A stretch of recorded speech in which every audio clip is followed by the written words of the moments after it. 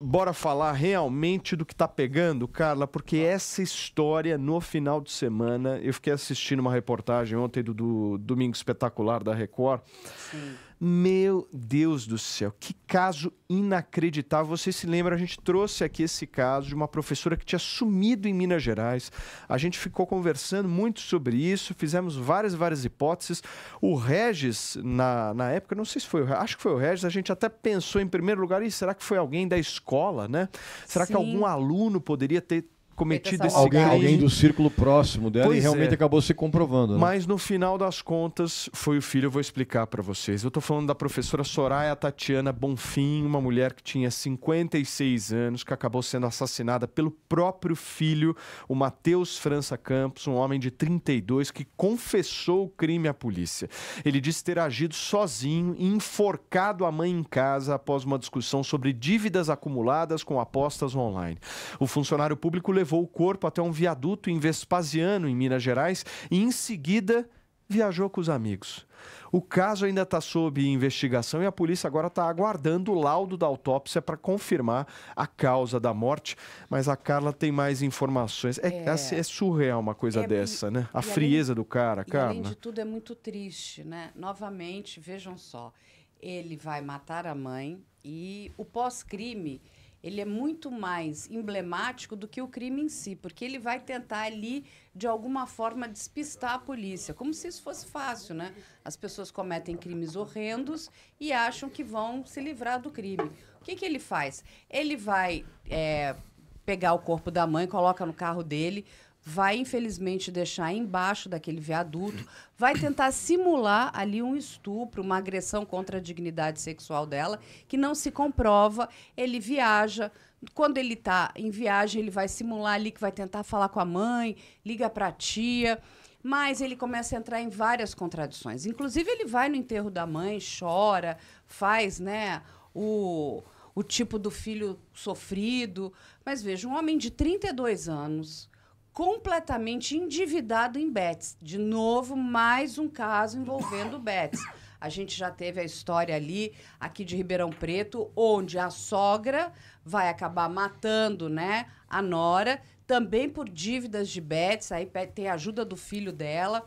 E tem muitos outros casos, gente. A questão de ludopatia, que é o vício em jogo, é algo muito grave e que está sendo pouco olhado pelo nosso, né, vamos dizer, o nosso executivo, o nosso governo. Eles estão com aquela ideia, não, a gente vai ganhar 10 bilhões em impostos, mas eles não fazem a conta de quanto é que eles vão gastar. Entre gastos diretos e indiretos, o pessoal da FGV já chegou a uma conta de 20 bilhões de reais. É isso que se estima gastar com o problema de ludopatia, de vício em jogo. Fora isso que a gente está vendo. Olha o que esse homem fez. Matou a sua mãe Que é isso? friamente, esganou ela, né? Que é uma esganadura, o enforcamento é uma esganadura. Vai depositar o seu corpo, vai tentar enganar Foi a viajar com autoridade os de polícia. amigos, Carla. Não, porque ele tem que O cara agora foi viajar um com os álibi. amigos depois de jogar o corpo da mãe. Não, e assim, Gente. friamente, uma mulher que, sabe, que trabalhou a vida inteira pela comunidade, pela escola. Isso é um choque. E um homem de 32 anos que até hoje morava com a mãe. Ou seja, não conseguiu nem ser uma pessoa, vai viver sua vida, né? 32 anos, morando com a mãe, completamente endividado, achando que vai ganhar dinheiro com bet. Só uma pessoa muito idiota.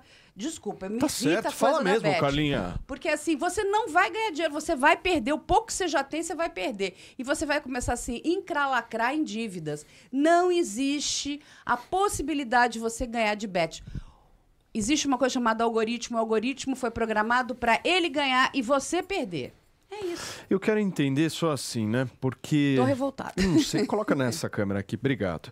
É muito difícil a gente entender o que se passa na cabeça de um vagabundo desse. Vagabundo? Né? Acho que a palavra basicamente é essa. É um vagabundo que não merece ter nenhuma outra oportunidade na vida. Não vem com se ele fizer isso na cadeia, fizer aquilo, progressão de regime. Esse cara não merece. Matou a mãe dele. Não tem que sair nunca mais dali. Mas nunca mais. Matou nunca mais. a mãe. Nunca mais. Criou A vida do cara tem que ser isso. uma cena com requintes de crueldade. Porque você imagina, né? Para a comunidade ali toda... receber a informação de que essa mulher poderia ter sido, né, estuprada. Gente, isso é uma coisa horrível para os alunos. Essa mulher trabalhou a vida inteira ali pela escola, ajudando pessoas, formando pessoas, mas infelizmente ela não conseguiu formar o filho dela. E quando ela vai tentar, né, tipo, colocar um ponto final, colocar um freio, ou talvez ele estivesse também tirando o dinheiro da mãe, a gente não sabe, tem uma parte da investigação que ainda está sob sigilo, ele vai e faz o quê? Vou matá-la. Porque assim, né, ela...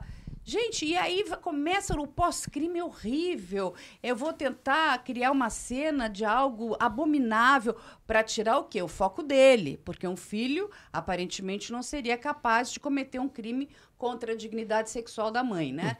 Mas se provou o contrário. Na hora que o cara mostra que vai sair com os amigos depois, não, assim... é nojento. É o álibi, né? Na cabeça é dele foi o álibi. mal feito. Agora, uma coisa que precisa ser dita.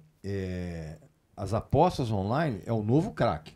Sim. É o novo crack. Em termos de criar uma dependência. Pior que a droga verdadeira. É o novo crack. Eu acho que é importante a gente trazer aqui no programa sempre que acontecem essas histórias um lado da psicologia, né? Porque a gente tem a honra aqui de trazer no programa. Eu vou pedir para vir aqui, vem na geral comigo.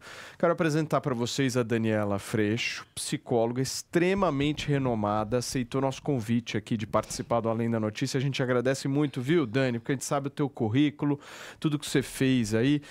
E eu queria muito trazer outras pautas para você falar. Para quem não sabe, a Dani faz um trabalho muito grande em relação a pautas de família, relacionamentos, enfim. Só que hoje, infelizmente, a gente tem que falar desse caso e eu quero muito aproveitar a Dani para que ela possa mostrar um pouco do lado da psicologia, né? Como é que um filho faz isso com uma mãe? Dani, bom dia. Bom dia, eu que agradeço a possibilidade de estar aqui com vocês, um prazer. Conheço o Paulo assistindo e acompanhando, assim, muito feliz com esse projeto. Um beijo a Carla, que eu também acompanho, todos vocês que estão aí. E assim, eu fiquei pensando ontem, né, quando todos esses casos foram borbulhando, né, são muitos, eu fiquei pensando muito na frase do Viktor Frankl, eu não sei se vocês conhecem, que é um... Fala o quê? O Viktor Frankl, ele criou a logoterapia, né, uma linha da psicologia. E ele passou por campos de concentração, é um sobrevivente, né, de toda essa perseguição aos judeus. E ele tem um livro muito importante, assim, um divisor de águas mesmo, que chama Em Busca de Sentido. E ele fala que o ser humano é aquele capaz de criar as câmaras de gás e também aquele capaz de entrar para o seu momento de morte com uma oração nos lábios.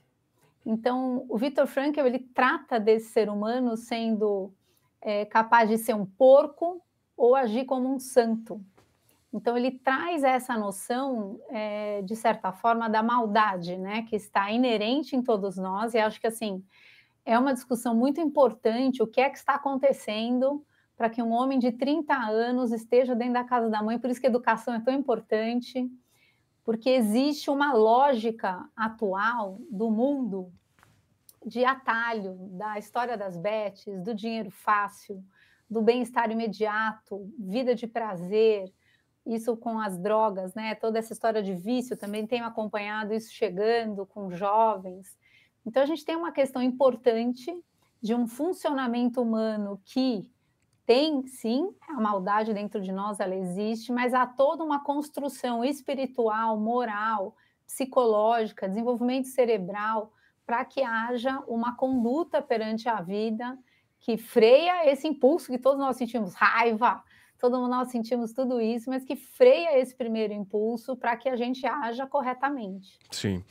Carla, só para entender, o que vai acontecer com o cara agora? Eu quero que você explique. Ele está em prisão preventiva, né? E assim, agora vai aguardar o momento de ser denunciado, né? Porque como ele confessou o crime, ele é um réu confesso, né? Ele acabou... Quando todas as inconsistências, né, nos depoimentos dele começaram a ser demonstradas, ele viu que a casa caiu. E aí deve ter sido orientado pelo seu advogado a confessar o crime. Por quê? A confissão, não nessa parte agora do inquérito policial, porque o que vale é ele confessar na frente do juiz, com o Ministério Público e com o seu advogado ao lado. Essa é a confissão importante, que ele vai ganhar ali uma possível diminuição de pena, algum tipo de benefício, mas nesse momento, quando ele confessa, ele está dizendo que ele não vai atrapalhar a investigação policial. Então, que bom, né? Pô, muito obrigado. A gente agradece muito essa ajuda dele. O sistema penal, eu não tenho a menor dúvida que vai olhar e falar, nossa, muito obrigado, nós vamos te ajudar lá na frente. Mas o que acontece? Agora a polícia investiga para saber o seguinte, para entender a dimensão, né, a complexidade dessas dívidas desse homem, porque não eram poucas, saber, inclusive, se ele já tinha também, né, feito dívidas em nome da mãe. E para que fique claro, né, a pessoa, quando ela comete esse tipo de crime, ela também perde o direito à herança. Vamos lembrar da Suzane. Ou seja, se ele acha que ainda vai ter o benefício de ficar, né, dispor dos bens da mãe, isso não vai acontecer. Então, ele perde isso também. Na área civil, ele vai acabar sendo... Ele sai da linha ali do recebimento da herança. Agora... É tudo muito triste, né? É o que ela estava aqui comentando com a gente. Veja só, um homem na idade dele, ainda morando com a sua mãe, né? É tipo 32 anos. 32 anos, porra, não arrumou sua vida. Vergonha sabe, na cara, as pessoas precisam também sair de casa, né? Sair do ninho. Até podem voltar, né? A família sempre vai receber. Aconteceu algum problema, a gente acolhe os nossos filhos. Mas a gente deseja que eles cresçam, sabe? Vão ter suas vidas, sejam responsáveis. Fala, Regis. A única justificativa que eu vejo, no alto dos meus 65 anos, a única justificativa que eu vejo para alguém ainda morar com a mãe depois dos 30 anos é ele cuidar da mãe. Se a mãe tem algum problema de saúde, não sei o quê, aí ok. Mas fora isso, bicho, uma pessoa de 30 anos já tinha que estar fora de casa há muito tempo. E a maneira como ele forjou uma situação, ainda com requintes, obviamente, de crueldade, evidente, mais ainda do que matar a mãe, é você simular abuso, esse tipo de coisa.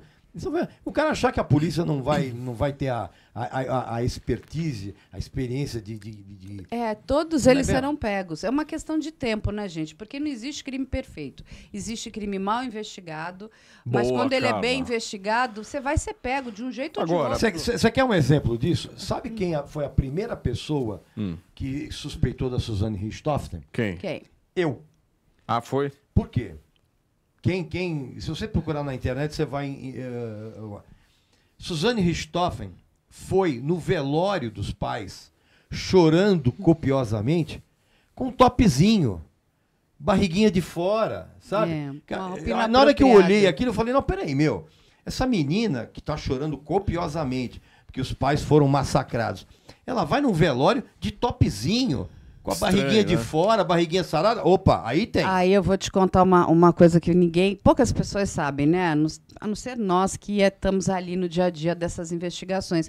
Ela estava no DHPP, que é a Divisão de Homicídios e Proteção à Pessoa, aguardando, né, para prestar depoimento, sentada no colo do namorado aos beijos. Quem é que vai ficar desta forma, entendeu? Se beijando no colo do namorado. Eu tenho certeza que a polícia prestou atenção nisso. Lógico, chama atenção, porque primeiro que não é um lugar agradável, assim, né? E segundo que você até pode ficar de mão dada, do lado, mas no colo, beijando o namorado. Porque tem uma você glamorização tá do crime, o corpo né? Entrega. Tem uma coisa... uma glamorização. Agora, deixa eu falar uma coisa pra vocês. São 9h33. Nós estamos com quase 1.200 pessoas nos acompanhando ao vivo na manhã desta segunda-feira e menos de 400 likes. Precisamos de 500, 600, Bora 700. bater recorde hoje. Senta esse dedo no like pra gente bater os 500 likes aí. Ajuda a gente. Vocês não sabem a diferença que faz isso. É muito fácil. Meu amigo e minha amiga, se você quer ver eu sorrindo no programa, coloca o like aí. Vamos conversar um pouco mais com a Dani, aproveitando a participação dela? Dani, porque é o seguinte... Posso fazer uma pergunta? Por favor. Dani, como é que você olha hoje em dia essa questão da ludopatia, né? Porque a ludopatia, a gente é o vício em jogo. Porque os psicólogos serão muito demandados. Isso é um problema gravíssimo, seríssimo. Já conversei com alguns que me dizem que esse vício é pior do que o vício em drogas. A gente tem nessa história, né, do vício em jogo, essa entrada, né? Eu até compararia isso como essa cara de vai ser tudo ótimo, tudo muito rápido, muitas oportunidades, e essa, obviamente, estrutura para que você tenha algum tipo de um pequeno resultado que aciona todo esse processo do vício mesmo, de se eu conseguir ganhar esse pequenininho, por que eu não posso ganhar mais, né? Então, o que eu entendo, eu trabalho muito com as famílias, né, na direção da formação e educação dos filhos. E uma das coisas mais importantes que a gente tem perdido nessa geração é a questão do desconforto como parte do processo de desenvolvimento e aprimoramento.